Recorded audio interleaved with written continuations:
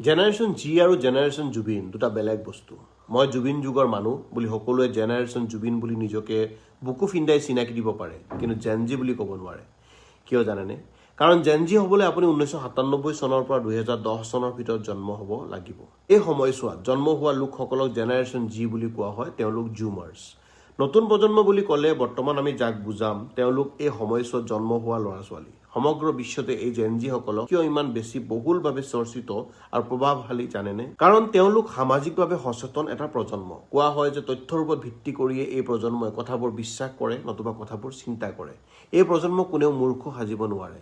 তেওঁলোকে কথাবোৰ মগজুৰে চিন্তা কৰে, যিটো শুদ্ধ আৰু সঁচা সেই কথাবোৰতে তেওঁলোকে গুৰুত্ব দিয়ে।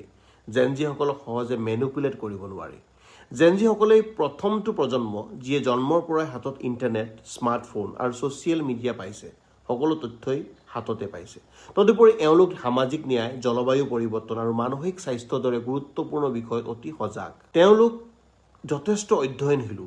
তেওঁলোকে ভিন্ন ধৰ্ম, জাতি বা লিংগ পৰিচয়ৰ লোকক অতি সহজে আঁকোৱালি লয় আৰু বৈচিত্ৰ্যক সন্মান কৰে। তেওঁলোকে কেৱল দৰমহাৰ বাবেই কাম নকৰে, কামটোৰ মাজত এক উদ্দেশ্য বিচাৰে, জীৱনটোৰ মাজত এটা উদ্দেশ্য বিচাৰে। তেওঁলোকে কৰ্মজীৱনৰ ভাৰসাম্যতা, ৱৰ্ক লাইফ বেলেঞ্চ আৰু নমনীয়তা গুৰুত্ব দিয়ে।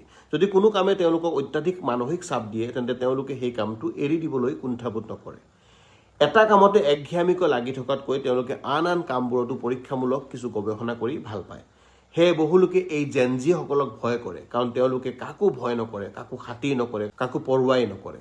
তেওঁলোক সহজে বিক্ৰী নহয়। কোনো সমালোচনালৈ কেৰেপ নকৰাকৈ চলা ল'ৰা ছোৱালী এই জেনজি।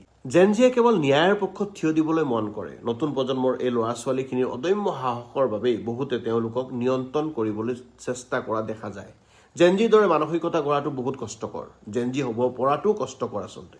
জেনজি হোৱাটো এটা সৌভাগ্য।